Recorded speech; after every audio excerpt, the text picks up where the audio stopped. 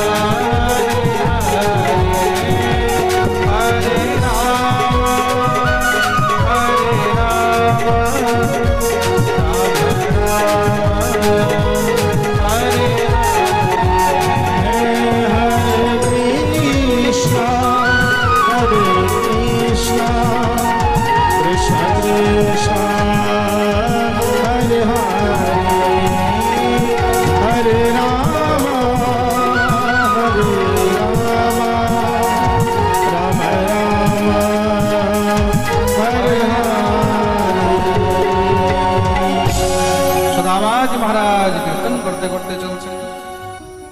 যখনই অন্ধকার হয়েছে সেখানে এক বৃক্ষের নিচে বিশ্রাম করলেন। সকাল হতেই যখনই পক্ষীর কলরব শুনেছেন, চোখ খুলে দেখছেন সামনে বিশাল বড় নগর। এই কি রাত্রে বিশ্রাম করেছি, তখন জঙ্গল ছিল, এখন নগর। কোন পথিককে জিজ্ঞাসা করলেন, ভাই এটা কোন জায়গা? এ তো দ্বারকা। সেই কি? সুদামা বুঝতে পারলেন না যে কখন আমি দ্বারকায় পৌঁছে গেলাম। আসলে সুদামা কি জানে? সুদামা তো বেরিয়েছে, তাকে নিয়ে এসেছেন তো গোবিন্দ। প্রেম সে বলো। মনে রাখবে, তোমরা এটা মনে করবে না যে তোমরা বৃন্দাবন এসেছো।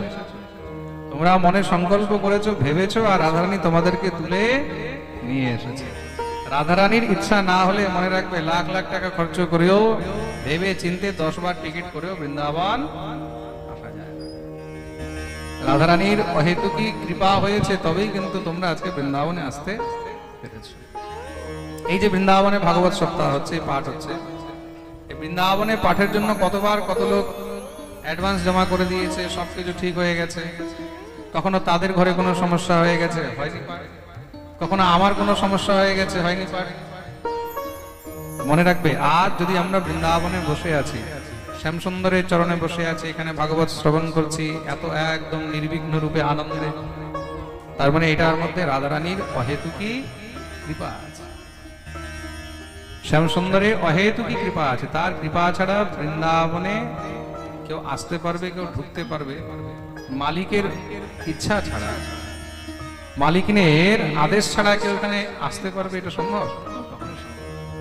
নিশ্চয়ই কিশোরীজি কৃপা করেছে, তবেই তোমরা আজ এখানে আসতে পেরেছো। ঠাকুরানী কৃপা করেছে, তবেই তোমরা আজ এখানে বসে আছো। তার কৃপা না হলে সম্ভব। इरादे लाख कर ले इरादे टूट जाते हैं, वृंदावन वही आते हैं जिन्हें हमारे ठाकुर और ठाकुरानी बुलाते हैं। प्रेम से बोलो, अरे बोलो ना, आरो जोरे, दोनों हाथ तुले। जय जय श्री राधे। सुदामा जी जिज्ञासा করলেন, এখানে আমার কৃষ্ণ কোথায় থাকে বলতে পারবেন? ওই যে সামনে সব থেকে বড় মহল দেখতে পাচ্ছ, ওটাই দ্বারকাধীশের মহল। চলে যান। মহলের দ্বারে গিয়ে উপস্থিত দ্বারপাল যখন সুদামাকে দেখেছেন, হাত জোড় করলেন, বিপ্রদেব কোথায় যাবেন? কোথা থেকে এসেছেন? নাম কি? পরিচয় দিলেন। আমি নিজের বাল্য সখা সেই কৃষ্ণের সঙ্গে দেখা করতে এসেছি। ওহো, বুঝে গেলেন নিশ্চয়ই আমাদের ঠাকুরেরই বন্ধু হবে। কেন এই সংসারে যত দিন দুঃখী গরিব সব আমাদের ঠাকুরেরই বন্ধু হয়। তার জন্য ভগবানের এক নাম হলো দীনবন্ধু, এক নাম হলো দীনবন্ধু। আমাদের এখানে খুব সুন্দর এক বৈষ্ণব ছিলেন বিন্দুজি মহারাজ, ওনার লেখা পদ, गरीबों की दुनिया है आबाद तुमसे, गरीबों से है बादशाहत तुम्हारी, कृपा की न होती जो आदत तुम्हारी, तो सुनी ही रहती अदालत तुम्हारी। भगवान के गरीबेर ठाकुर बोला है, दीनबंधु, दीन दयाल। এই সংসারে গরিবকে কেউ বন্ধু বানায় না, বানায় কি? যার নাম আছে, যার যশ আছে, যার প্রতিষ্ঠা আছে, যার পাওয়ার আছে, সবাই তাকে বন্ধু বানাতে চায়, সবাই তার দিকে দৌড়ে যায়। গরিবের কাছে কে যায়? কেউ যাবে? প্রেম সে বলো, কেউ আসবে? বন্ধু শুনবে কিন্তু, কিন্তু গরিবের বন্ধু শুধু একজনই। কে? ওই যে ঠাকুর বসে আছে, শ্যাম সুন্দর। গেলেন দ্বারকাধীশের কাছে। দ্বারকাধীশ কি? দ্বারকাধীশ বাল্যভোগ করে উঠেছিলেন। কি হয়েছে দ্বারপাল? বলে, প্রভু আপনার সঙ্গে দেখা করার জন্য এক ব্রাহ্মণ এসেছে। কে সে? নাম কি? কোথা থেকে এসেছে? কি চায়? বলে, প্রভু সে আপনাকে নিজের বন্ধু বলে। দেখতে খুব জীর্ণ শীর্ণ শরীর, দুর্বল অবস্থা, শরীরের মধ্যে কোনো ভালো বস্ত্রও নেই, পায়ে কোনো পাদুকাও নেই। হ্যাঁ, কিন্তু নিজের নাম সুদামা বলেছে। যখনই ভগবান শুনলেন সুদামা, ভগবান দৌড়াতে লেগেছেন, সুদামা, আমার সুদামা এসেছে। ও সুদামা, সুদামা। সুদামা এদিকে বসে বসে ভাবছেন যে দ্বারকাধীশ আমাকে চিনবে কি না। নিজের নাম শুনেন, সুদামার মধ্যে কোথা থেকে তো ফুর্তি আসলো, সেও দৌড়াতে লেগেছে। দেখতে দেখতে ভগবান সবার মধ্যে সুদামাকে বুকে জড়িয়ে ধরলেন। বলিয়ে ভক্তবৎসল ভগবান কি জয়। চারদিকে সবাই এই দৃশ্য দেখলো। ব্রহ্মবন্ধুর তিস্মাহম বাহভ্যাম পরিরম্ভিতঃ। দিন দুঃখী কেউ কেউ যদি গলায় জড়িয়ে ধরতে পারে তিনি হলেন আমাদের ঠাকুর শ্রীহরি। ভগবান বললেন, বন্ধু এতদিনে আমার কথা মনে পড়েছে? সুদামা বললেন, আমার তো মনে পড়েছে, তোমার তো মনেও পড়ে না। আমার মনে পড়েছে, আমি দৌড়ে এসেছি, তোমার মনে পড়লে তুমি তো আসতে। ভগবান বললেন, কি বলবো, আমি এত ব্যস্ত হয়ে গেছি এই জঞ্জালের মধ্যে, আর কোথাও বেরোতে পারি না। চলো চলো, নিয়ে গিয়ে নিজের গৃহের মধ্যে মহারাজ উচ্চ আসনে বসিয়ে ভগবান নিজের চরণে বসেছে। ভগবতী রুক্মিণীকে দিয়ে জল আনা করালেন। রুক্মিণী জল নিয়ে দাঁড়িয়ে আছেন, ভগবান চরণে হাত দিতে ঝরঝর করে কাঁদতে লেগেছে। দেখে সুদামা কি দীন দশা, करुणा करके करुणा निधि रोय, पानी परात को हाथ छुयो नहीं, नैनन के जल सो पग धोय। জলে হাতও দেননি, নিজের নয়নের জল দিয়েই ভগবান সেখানে সুদামার চরণ ধৌত করে দিলেন। সুদামা গোবিন্দের এই দিব্য সেবা দেখে একদম মগ্ন হয়ে গেলেন, অভিভূত হয়ে গেলেন। ভগবানকে নিয়ে পাশে বসিয়েছেন, বন্ধুর জায়গায় চরণে নয় পাশে। একটি কথা বলবো, হে মনমোহন, হে দেবকী নন্দন, তোমাকে না এখন দেখতে একদম তেমনই মনে হয় যেমন গুরুকুলে দেখেছিলাম। মনে আছে গুরুকুলের সেই কথা, আপিনাস্মর্যতে ব্রহ্মণ বৃত্তম নিবসতাম গুরু, বলে সব মনে আছে। আচ্ছা একটা কথা বলো, তোমার বিবাহ হয়েছে কিনা? ভগবান বললেন, হ্যাঁ বিয়ে তো হয়েছে। একবারই বন্ধুর কথা মনে পড়লো না? ভগবান বললেন, কি বলবো ভাই, নিজের বিয়েতে নিজের মা বাপকেও টাকার সময় পায়নি। চলো যাই হোক, একবার দেখা তো করিয়ে দাও, পরিচয় করিয়ে দাও। ভগবান ইশারা করলেন, রুক্মিণী এসে প্রণাম করেছেন, আশীর্বাদ দিলেন, সৌভাগ্যবতী। সত্যভামা এসেছেন, আশীর্বাদ দিলেন। মিত্রবৃন্দা, নাগ্নজিতি, লক্ষণা, ভদ্রা সব এক এক করে আসছেন, আশীর্বাদ দিয়ে যাচ্ছেন। দেখতে দেখতে মহারাজ 10, 20, 50, 100 হয়ে গেছে, হাতে ব্যথা হয়ে গেছে, হাত হচ্ছে। এবার শুধু আশীর্বাদ চলছে, এই ভব সেই ভব, এই ভব, 150 হয়ে গেল, 200 হয়ে গেল। এখন আশীর্বাদও শর্টকাট হয়ে গেছে, শুধু ভব ভব ভব ভব। যখন এই 300-400 হয়েছে, শুধু আমাদের ক্লান্ত হয়ে গেছে। বলে, কানাই একটু দিঘা ঠাকুর কাছে এসেছে, তোকে বললাম বৌদির সঙ্গে দেখা করা, তুই পুরো দ্বারকার ডেকে নিলি। ভগবান বলেন, ভাই সব দ্বারকার নয়, তোরই বৌদি। এ রাম, আর কত বাকি আছে? বলে, সবাই তো শুরু হয়েছে। আছে কত? বলে 16,108। এ ভগবান, একটা বিয়ে করেছিস ডাকিস নি, দুটোতে ডাকিস নি, এতগুলোতে একবার আমার কথা মনে পড়লো না? ভগবান বললেন, দেখ ভাই, বাকিদের বিয়ে হয়তো এক এক করে হয়, আমার তো পুরো পাইকারি হয়।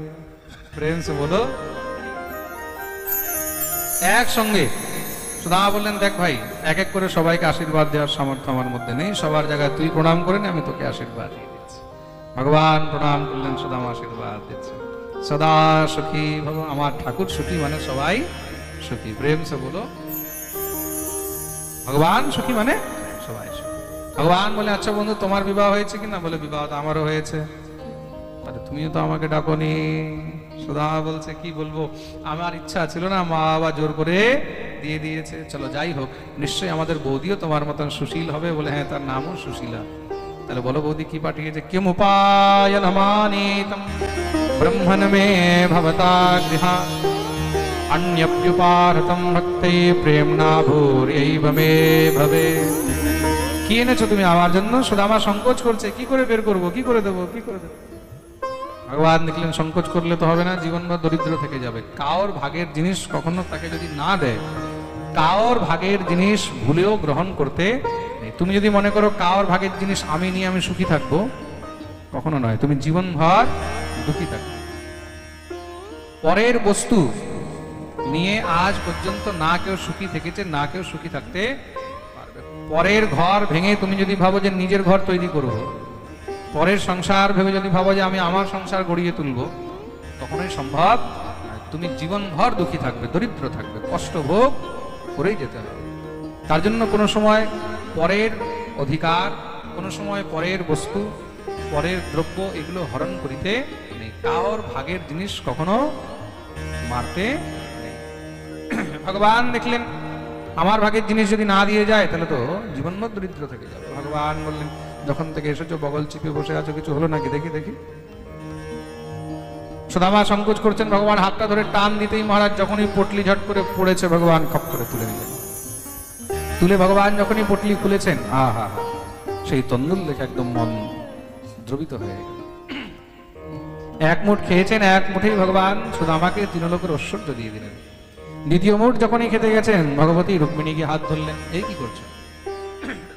ইতি মুষ্টিম সকৃত জগ্ধ্বা দ্বিতীয়াম জগ্ধুমা দধে তাবৎ শ্রীর্জগ্রে হস্তম তৎপরা পরমেষ্ঠিনঃ। এক মুঠে তুমি তৃণলোকের ঐশ্বর্য দিয়ে দিলে, দ্বিতীয় মুঠে কি আমাকেও দিয়ে দেবে? ভগবান বললেন, কেন কষ্ট হচ্ছে? বলে সাধারণ ব্রাহ্মণের জন্য। আজকে ব্রাহ্মণ সাধারণ মনে হচ্ছে? ভুলে গেলে সেও ব্রাহ্মণ ছিল যে তোমার চিঠি নিয়ে আমার কাছে এসেছিল। না হলে আজও তুমি শিশুপালের ঘরে বসে খুন্তি নাড়াতে। প্রেম সে বলো। ভগবতী রুক্মিণী বললেন, যা হওয়ার হয়েছে, কিন্তু এখন আমাদেরকে তো কণিকা প্রসাদ দিতে হবে। বলে পটলি নিয়ে কিঞ্চিত নিজে গ্রহণ করে কোমরে বেঁধে নিলেন। ভগবত আদেশ পেয়ে বিশ্বকর্মা বিশাল বড় মহল বানিয়ে দিলেন। ভগবতী লক্ষ্মীর কৃপায় ঘরের সব ভান্ডার ভরে গেল, একদম মহারাজ স্বর্ণ আভূষণ রত্ন ধাতু সব ভরে গেছে। সেই রাত্রি কি করে পেরোলো বোঝাই যায়নি। সুন্দর ভগবান সুদামার স্বাগত করেছেন, বস্ত্র থেকে নিয়ে দিব্য নতুন নানা নানা ব্যঞ্জন তৈরি করেছেন, সুদামাকে খাওয়াচ্ছেন, সুন্দর স্বাগত সৎকার করলেন। প্রাতঃকাল সুদামা স্নান করে সন্ধ্যা বন্দন করে বাল্যভোগ করলেন। তারকাধীশকে বললেন, এবার আমাকে বিদায় দাও, আমি এবার চলি। ভগবান বললেন, ঠিক আছে, আবার কবে আসবে? বলে, দেখো একবার আমি এসেছি, আগামীবার তোমাকে আসতে হবে। ভগবান বললেন, তুমি চলো, আমি আসছি। সুদামা বিদায় নিয়ে চললেন। নিজের যখন গ্রামে ফিরেছেন, ওরে বাপরে, সেই কি বিচিত্র পবনোদ্যানে কুজদ্বিজ কুলো কুলাই প্রোৎফুল্ল কুমুদাম ভোজ কলভারোৎপলবারিভিঃ। দেখে তো একদম চমকে।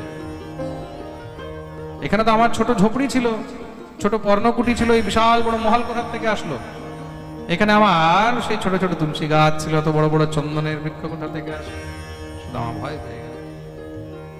यहाँ तो हती मेरी छोटी झोपड़िया, यहाँ तो हती मेरी छोटी झोपड़िया, यहाँ तो हती मेरी छोटी झोपड़िया, यहाँ तो हती सवाई मेरी हाथ दिए ताली सेवा करे झोपड़िया, कंचन महल खड़े सुदामा मंदिर देख डरे, सुदामा मंदिर देख डरे, सुदामा मंदिर देख डरे।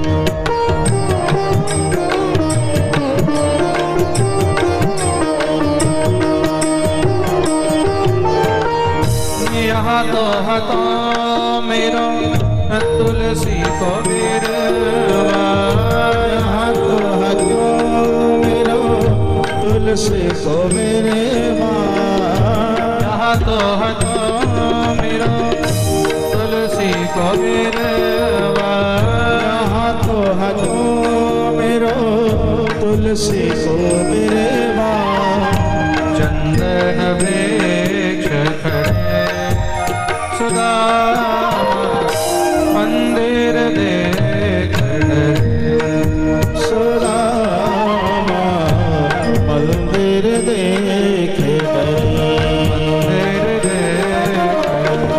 मंदिर देख मंदिर देख डरे। बोलिए सुदामा जी महाराज की जय। विराज के कृष्णस्य अन्यतमं रूपं गोपविश्रम्भणं गतः शैलोऽस्मीति ब्रुवन् भूरि बलिमादद बृहद्वपु। गिरिराज गोवर्धन के আপনারা যারা টিভিতে লাইভ দর্শন করছেন তারা গিরিরাজেরও দর্শন করবেন। 7 ক্রোশ 21 কিলোমিটারের গিরিরাজ। এই গিরিরাজ, এই গোবর্ধনকে শুধুমাত্র পর্বত নয়, স্বয়ং ভগবান শ্রীকৃষ্ণেরই দ্বিতীয় স্বরূপ। কৃষ্ণস্য অন্যতমম রূপম গোপ বিশ্রম্ভণম গতঃ। ভগবানের কি রূপ? এটা শৈল স্বরূপ। শৈল মানে পর্বত, মানে পাহাড়ের স্বরূপ। কিন্তু আমাদের ব্রজের মধ্যে ত্রিদেব মানে ব্রহ্মা, বিষ্ণু, মহেশ্বর, এই তিনজন তিনটি পর্বত রূপে বিদ্যমান রয়েছে। দেবাদিদেব মহাদেব এখানে নন্দী পর্বত রূপে বিদ্যমান রয়েছে, যার উপরে নন্দগ্রাম আছে। স্বয়ং পরমপিতা ব্রহ্মা এখানে ব্রহ্মাদ্রি পর্বত রূপে বা ব্রহ্মাচল পর্বত রূপে বিদ্যমান আছেন, যার উপরে বর্ষানা আছে। আর স্বয়ং ভগবান শ্রীহরি এখানে গিরিরাজ গোবর্ধন রূপে বিদ্যমান রয়েছেন। বলিয়ে গিরিরাজ মহারাজ কি জয়। যে গিরিরাজের পুজো করে, যে গিরিরাজের শরণে যায়, ভগবান তার সমস্ত সংকট নাশ করে দেয়। তার জন্য আমাদের ব্রজবাসীরা বলে, তেরে সব সংকট মিটে যায় তু পূজা কর গোবর্ধন কি। গিরিরাজের এত মহিমা। গিরিরাজের পুজো করাতে কি হয়েছে? দেবরাজ ইন্দ্র কুপিত হয়ে গেছেন। সঙ্গে সঙ্গে ইন্দ্র কি করলেন? নিজের দূত সম্বর্ষণ মেঘকে ডেকেছেন। সম্বর্ষণ মেঘকে ডেকে বললেন, যাও গিয়ে সমস্ত ব্রজমণ্ডলে একদম মেঘ দিয়ে আচ্ছাদিত করে দাও। কিছুক্ষণ পরে আমি ঐরাবত হাতি নিয়ে ব্রজমণ্ডলের উপরে ঘোর বর্ষা আরম্ভ করব। অহম চ ঐরাবতম নাগম আরোহ্যানুব্রজে ব্রজম মরুদগণৈর মহাবীর্যের নন্দগোষ্ঠ জিঘাংসয়া। আর নিজের সঙ্গে আমি যত মরুদ্গণ রয়েছে, মরুদ্গণ কত? কয়জন মরুদ? মরুদ্গণ কতজন? 2, 4, 10, 20 কত জানা আছে? মরুদ্গণ হলেন 49 গণ। কত জোরে বলো? 49 গণ মরুদ। প্রেম সে বলো। হ্যাঁ, এরা হলো সহায়ক। তার পবনদেব, পবনদেবের এরা সহযোগ করে। 49 মরুদ্গণকে নিয়ে তীব্র বেগে, এই যে দেখছো না ঝড় হয়, বাতাস হয়। বিজ্ঞানীরা কি বলছে? বলে 145 কিলোমিটার বেগে ঝড় হবে, 230 কিলোমিটার বেগে ঝড় হবে। কি বলে? কিচ্ছু থাকবে না, সব একদম শেষ হয়ে যাবে ঝড়ে। কিছু বছর আগে একটা ঝড় এসেছিল না বাংলা, আমফান, জানা আছে তো? আরেকটা এসেছিল ফেনি। ফেনি, হ্যাঁ ফনি, হ্যাঁ ফনি। মনে আছে কেমন ঝড় এসেছিল? আমি ওই সময় জগন্নাথ পুরীতে গেছিলাম। পুরীতে আমার পাঠ ছিল, তা সেই ঝড়ের জন্য পাঠ ক্যান্সেল করতে হলো। ওই ফনির সময় আমার ফ্লাইটে টিকিট ছিল, তার জন্য আমি ভাবলাম টিকিট তো আর ক্যান্সেল হবে না, তা দর্শন করেই আসি জগন্নাথ দেবের, যা হবে দেখা যাবে। ওখানে গিয়ে দেখছি, ওরে বাপরে, যত গাছপালা সব একদম এইভাবে টেড়া হয়ে আছে। মানে সমুদ্র থেকে যে হাওয়াটা এদিকে এসছে, জগন্নাথ পুরীর একদম পুরী থেকে নিয়ে 18 নালা পর্যন্ত, আপনারা যারা পুরী গেছেন 18 নালা নিশ্চয়ই দেখেছেন। তো পুরীর সমুদ্রের ধার থেকে নিয়ে 18 নালা পর্যন্ত যতগুলো গাছ দেখলাম, গাছের মধ্যে পাতা তো ছিল না, যা অল্প স্বল্প ছিল সব একদম এইভাবে টেড়া হয়ে গেছে। মনে হচ্ছে কেউ বোধহয় গাছের কাটিং করে একদিকে পুরো একদম ঝুঁকিয়ে দিয়েছে। কিসে? বায়ুর বেগে। ওইটাই হলো মরুদ্গণের তীব্রতা। প্রেমসে বলো। এমন কোনো হোটেল ছিল না যেগুলো দরজা জানালা ঠিক ছিল, সব ভেঙে একদম চুরমার। সমুদ্রের ধারে যত হোটেল সব দরজা জানালা ভেঙে রয়েছে। 1 মাস 1.5 মাস পর্যন্ত কারেন্ট ছিল না পুরীতে, এমন অবস্থা ছিল। প্রত্যেক রুমে একদম ধুলা বালি ভর্তি, একদম এমন ঝড় এসেছিল, বিচার করে দেখো। তা এইখানে দেবরাজ ইন্দ্র নিজে বলছে যে 49 মরুদ্গণ সমস্ত সব নিয়ে মরুদ্গণৈর মহাবীর নন্দ গোষ্ঠ জিঘাংসয়া, পুরো ব্রজমণ্ডলকে আমি একদম ধূলিসাৎ করে দেবো। এমন ক্রুদ্ধ হয়েছে, কুপিত হয়েছে। কেন? বলে আমার পুজো বন্ধ করে গিরিরাজের পুজো করেছে। দেখাচ্ছি আমি মজা যে ইন্দ্র কি জিনিস। এটা কি? এটাই হলো স্বার্থ, এটাই হলো স্বার্থ। যতদিন পর্যন্ত আমার পুজো করছে ততদিন পর্যন্ত আমি খুব ভালো, আর যেদিন আমার পুজো বন্ধ করে দিল সেদিন আমি সঙ্গে সঙ্গে রেগে গেলাম, এটাই হলো স্বার্থ। তা দেবতারা কি স্বার্থী হয়? দেবতারা মহাস্বার্থী হয়। এ সংসারের মধ্যে সব স্বার্থের জন্যই কিন্তু টিকে আছে। তার জন্য গোস্বামী তুলসীদাসজি বলেছেন, সুর নর মুনি সবকে यह रीति, सुर नर मुनि सबके यह रीति, सुर नर मुनि सबके यह रीति, सुर नर मुनि सबके यह रीति, स्वार्थ लागी करहि सब प्रीति, स्वार्थ लागी करहि सब प्रीति, स्वार्थ लागी करहि सब प्रीति, स्वार्थ लागी करहि सब प्रीति, श्री राम जय राम जय जय राम, श्री राम जय राम जय राम राम जय राम। सुर नर मुनि सबके यह रीति, स्वार्थ लागी करहि सब प्रीति। দেবতা হোক, ঋষি হোক, মুনি হোক, সবার মধ্যে একটা স্বার্থ আছে। যেখানে স্বার্থে আঘাত লাগে সেখানেই সঙ্গে সঙ্গে মনে কষ্ট হয়। ইন্দ্রের পুজো হচ্ছিল, পুজো বন্ধ করে গিরিরাজের পুজো করেছে, ইন্দ্র ঘোর বর্ষা আরম্ভ করে দিয়েছে। শুধু বর্ষা নয়, জলৌঘৈ প্লাব্যমানা ভূর্না দৃশ্যত ততোন্নতম, মনে হচ্ছে একদম জলে পুরো প্লাবিত করে দেবে,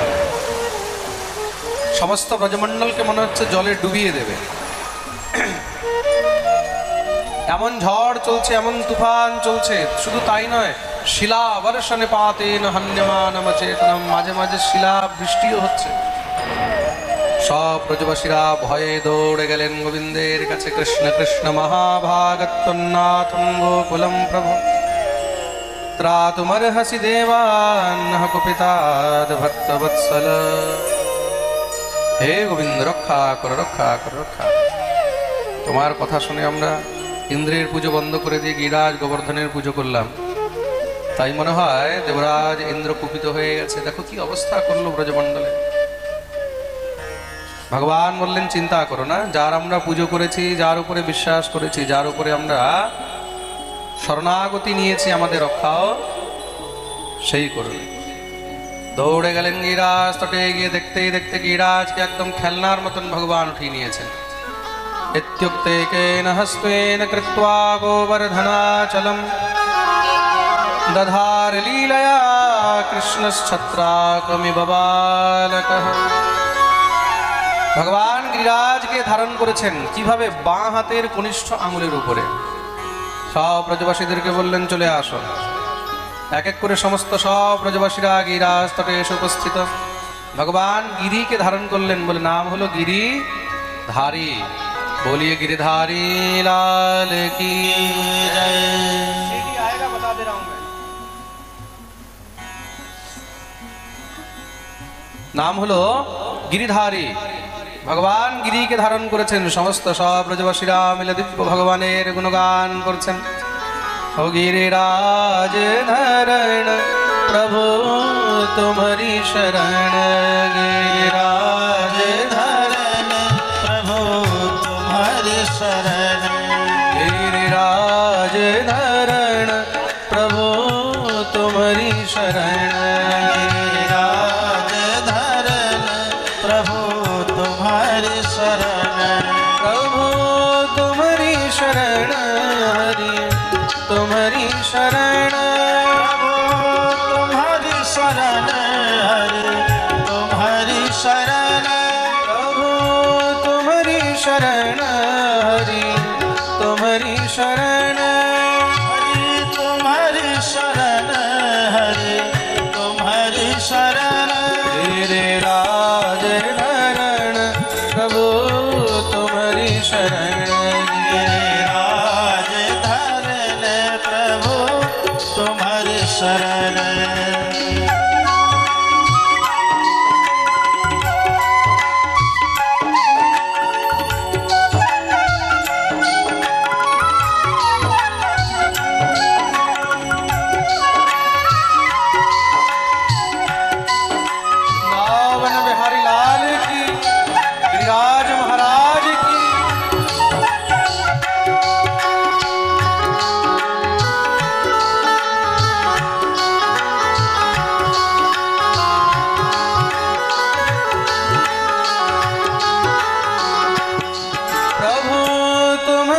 शरण हरि तुम्हारी शरण प्रभु तुम्हारी शरण हरि तुम्हारी शरण प्रभु तुम्हारी शरण हरि तुम्हारी शरण प्रभु तुम्हारी शरण हरि तुम्हारी शरण तेरे राज धरण प्रभु तुम्हारी शरण राज धरण प्रभु तुम्हारी शरण मेरा कोई न सहारा बिन तेरे नंदलाल सवरिया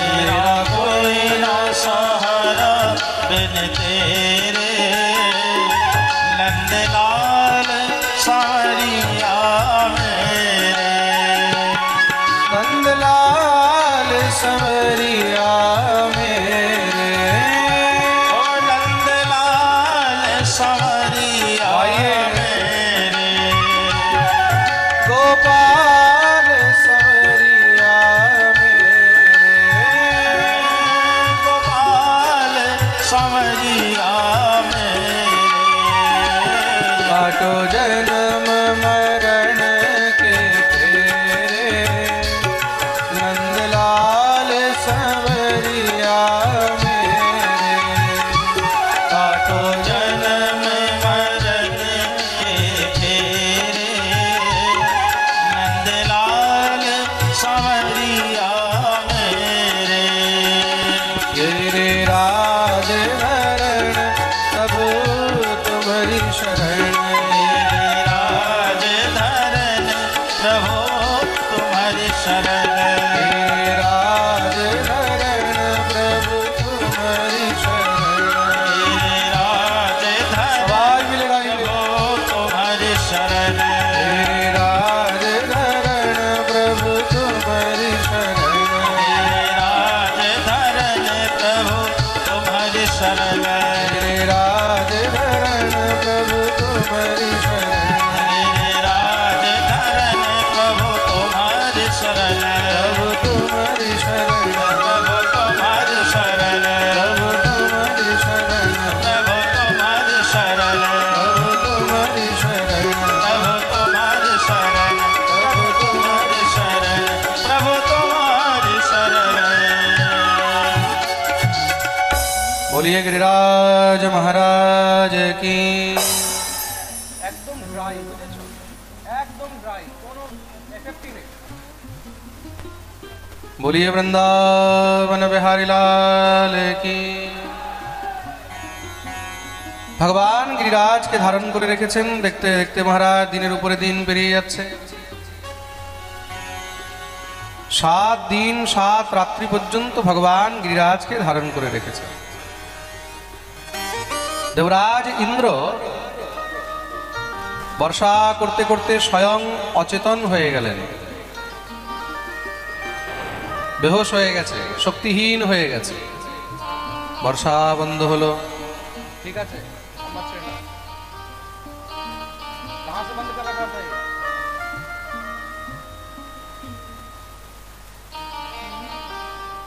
যখন বর্ষা বন্ধ হয়েছে ভগবান তখন গিরিরাজ গোবর্ধনকে নিচে স্থাপিত করলেন। সমস্ত সব ব্রজবাসীদেরকে ভগবান বিদায় করেছেন, কিন্তু ভগবান ক্রুদ্ধ হয়ে রয়েছেন। ইন্দ্রের উপরে রাগ আছে তো, ভগবান ইন্দ্রের দিকে তাকিয়ে রয়েছেন। দেবরাজ ইন্দ্রের যখনই হোশ আসলো দৌড়ে এসে গোবিন্দের চরণে পড়ে গেছে, ভগবানের চরণের শরণাগতি নিয়েছেন। त्वयेषानुगृहीतोऽस्मि ध्वस्तस्तम्भवृथोद्यमः ईश्वरं गुरुमात्मानं त्वामहं शरणं गतः। হে প্রভু, আমি জানি যদ্যপি আমার এই অপরাধ ক্ষমার যোগ্য নয়, তবুও আমি আপনার চরণে শরণাগত হয়েছি। শুনেছি এই সংসারে যে তোমার শরণে আসে তুমি তাকে কখনো ত্যাগ করো না। ভগবান নিজে বলেছেন তো, যে আমার শরণাগতি নেয় আমি তাকে কখনো ত্যাগ করি না। আমি তোমার শরণাগত হয়েছি। আমার অপরাধ ক্ষমার যোগ্য তো নয়, অক্ষম্য, কিন্তু তবু আমি তোমার সামনে ক্ষমা চাইছি, কেন তুমি তো করুণা নিধান। আর এই সংসারে যে মহৎজন হয়, যারা গুণীজন হয়, তাদের সব থেকে বড় আভূষণ কি জানো? সব থেকে বড় গুণ কি? সব থেকে বড় গুণ হলো ক্ষমা। সব থেকে বড় গুণ কি? ক্ষমা। ভগবান ইন্দ্রের দিকে তাকিয়েছেন, তাকে এবার হাসতে লাগলেন। ইন্দ্র, তুমি খুব চতুর। যদ্যপি তোমার এই অপরাধ ক্ষমার যোগ্য তো নয়, তবু আমি তোমাকে ক্ষমা করছি। তার কারণ কি জানো? তুমি এত বড় অপরাধের মধ্যে একটি তো ভালো কাজ করেছো। আমার যে ভক্তরা আমার থেকে দূরে দূরে থাকতো, তুমি 7 দিন পর্যন্ত তাদের সবাইকে আমার কাছে টেনে নিয়ে এসেছো। এই সংসারে যে ভগবত ভক্তকে ভগবানের কাছে টেনে নিয়ে আসে, ভগবান তার সমস্ত পাপ ক্ষমা করে দেন। খুব মন দিয়ে শুনবে। সাধারণ জীবকে গোবিন্দের চরণের দিকে এগিয়ে নিয়ে যাওয়া, ঠাকুরের কাছে পৌঁছিয়ে দেওয়া, এর থেকে বড় সৎকর্ম, এর থেকে বড় পুণ্য আর কি হতে পারে? বলে, মহারাজ, আমি ভজন পারি না, আমি সাধন পারি না, আমি হয়তো নিত্য এত জপ করতে পারি না। বলে, তুমি যদি কিচ্ছু নাও পারো, কোনো ভক্তকে যদি তুমি গোবিন্দের কাছে নিয়ে যেতে পারো, তাহলে মনে করবে যে তোমার ভজন সেখানেই হয়ে গেল। শুধু ভক্তকে গোবিন্দের কাছে নিয়ে যাও।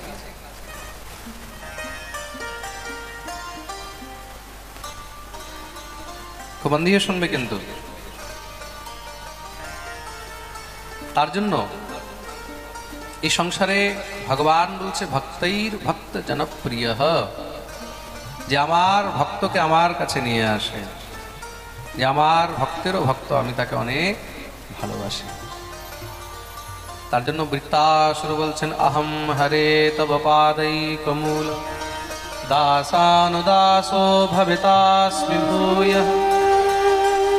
আমি দাস হতে চাই না, আমি গোবিন্দের দাসেরও অনুদাস হতে চাই। যে আনন্দ কৃষ্ণ দাস হয়েও পাওয়া যায় না, সেই আনন্দ দাসের অনুদাস হয়ে বেশি পাওয়া যায়। প্রেম সে বলো। তার জন্য আমাদের বৈষ্ণবগণ নিজেকে দাসানুদাস বলেই সবসময় পরিচয় দেন। কি বলে পরিচয় দেন? জোরে বলো। দাসানুদাস। ভগবান ইন্দ্রের উপরে কৃপা করলেন, তাকে ক্ষমা করলেন। দেবরাজ ইন্দ্র গোবিন্দের দিব্য অভিষেক করেছেন। অভিষেক করে ভগবানের নতুন নামকরণ করলেন। কি নাম রেখেছেন? ইতি গোকুলপতিম গোবিন্দম অভিষিচ্য সহ অনুজ্ঞাত ইয়ো শক্রো বৃতো দেবাদিভেদেব।